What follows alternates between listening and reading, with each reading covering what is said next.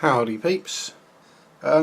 This, as the title will probably read, if I remember to do it and do it correctly, is a quick how-to on making tarps, specifically, or not, the kind you stick over a tank or plane cockpit or something like that. Few people have asked me, but specifically this is for you Coops. Hope you get your back sorted, buddy. Get back to the bench and pain free. Anyway, this is the kind of thing we're looking at producing. Unpainted, obviously. It's the tarpaulin I've got on the back of the half track. As you can see, I mainly did it because it was easier than painting all the interior, to be honest. Yes, lazy. And also I wanted to figure out and learn how to do it myself. So we'll lose the advertising hoarding. Tools we'll need for this: paintbrush, quite a large one, nice soft bristles on it. He says this one's fairly solid. No, there we go, softened up again. Because we know what tissue paper's like when it gets soggy. Tissue paper. This is just regular garden brand bog roll. You'd be better off finding stuff that hasn't got any sort of texture on it. Although I did use this actually for the bed roll on the front of the half track. So I think it's got a little bit of texture in it, just so it looked a bit different. Kind of looks a bit like it might be quilted. Good old fashioned bog standard PVA glue. Pot, and just out of shot, some water. Now, I'll use this cakey ramekin-y thing as a mould. No, it's the thing I'm draping over. So we put those out of the way. Our small receptacle. Take a lid off our PVA, hoping it isn't completely solid, and squeeze a small amount in.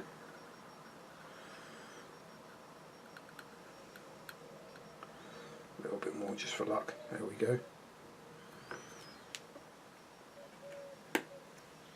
Being PVA, this is easily wash outable with water, or if you forget and let it set, you can just peel it out.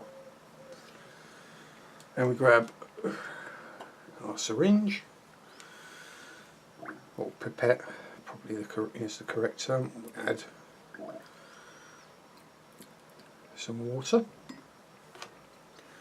and give it a thorough mix.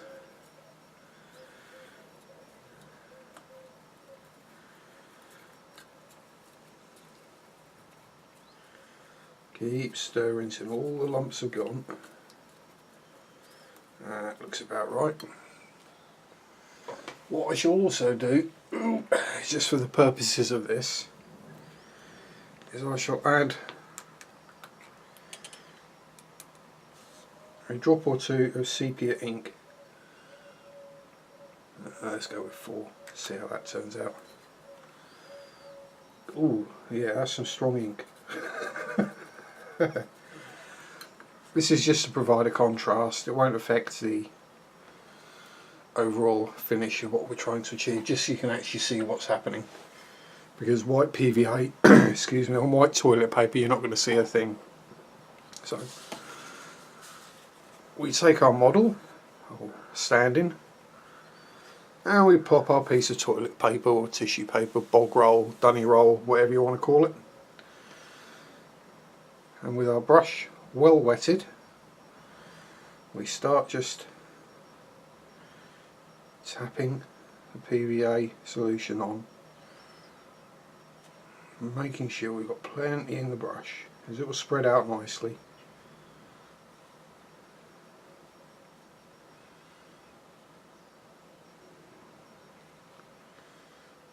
Obviously you've got to be fairly gentle with it, because we all know what damp toilet paper gets like.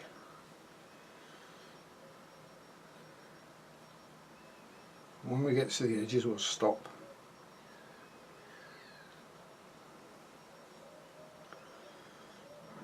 bit I didn't mix properly. There we go, you see. We just keep going and going until we get the top done.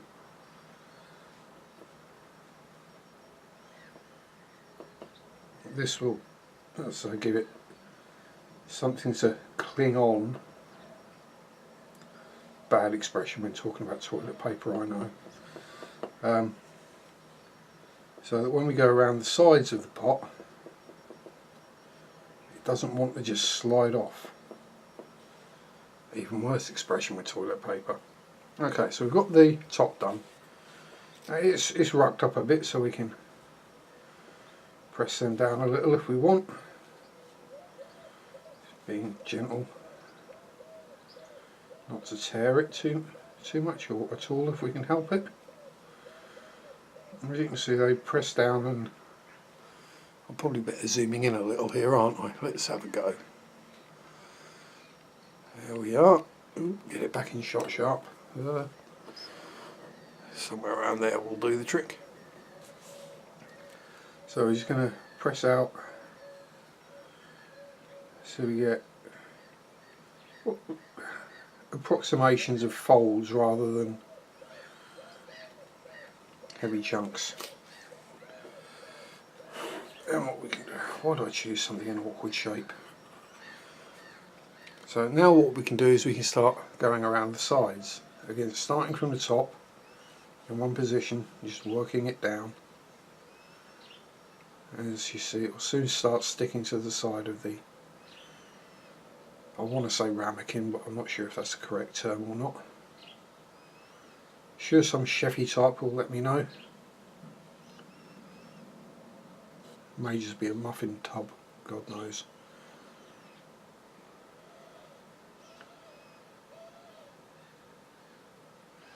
So we have it starting to stick itself down, and as we go around we're going to get areas where it will fold over, because it's a square of toilet paper and it's not going to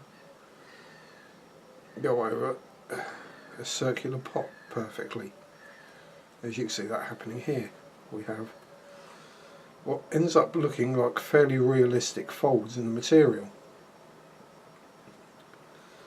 Now, excuse I again, I'm not trying to claim that I invented this or that I'm the first person to do it, and if I could remember where I first heard or saw or who gave me the spark of the idea, to think, aha. So if I could remember a name, I would give them a shout out, but I can't, so do apologise. Actually, I think it might have been Ivan, Northern Modeller. He does come in useful for something other than taking the mickey out of on occasion.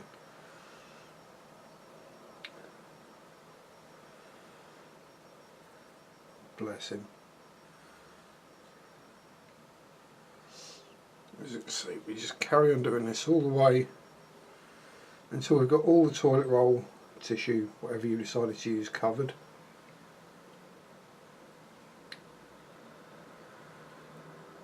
And as I found out with the tarp on the half track, because obviously you do this generally before you've painted it, or I did anyway.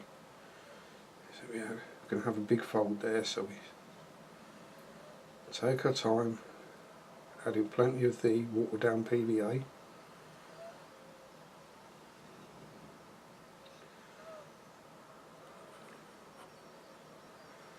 But yes, I added it before paint. Wasn't too happy with the first one,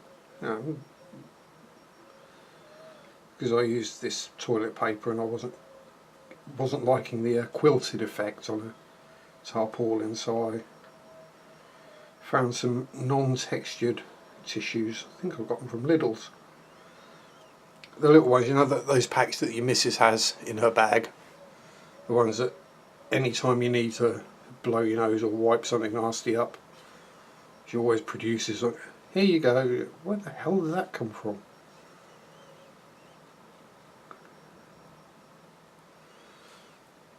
We keep going around, push down these high points as they appear, turning them into creases hopefully rather than bubbles. You can roll them a little. Just check I am actually in shot. It'd be typical, I'd do all this, film it, go to watch it back and not in shot most of it. But, so we're getting there now.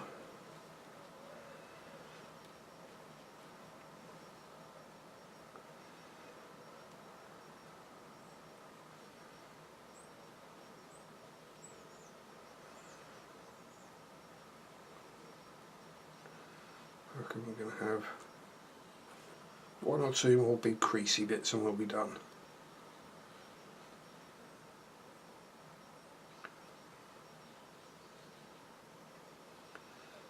Now, part of the reason I assume for doing this with the PVA is it does mean that once you've done it and the PVA is all set up,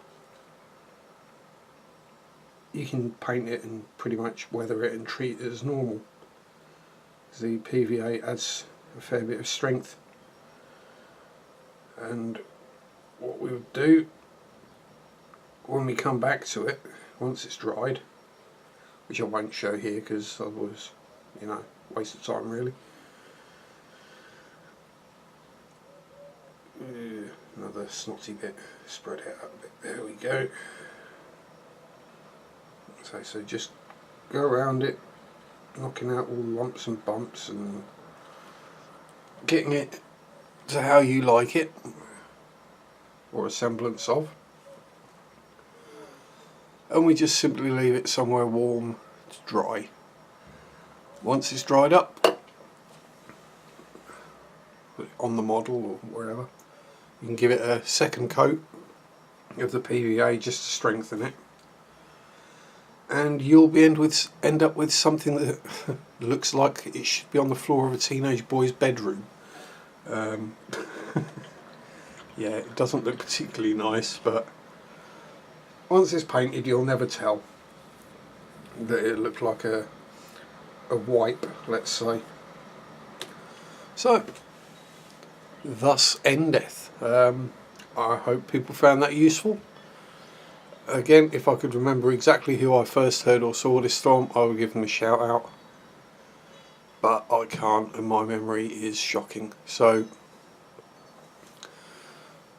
hope it helps at least one person.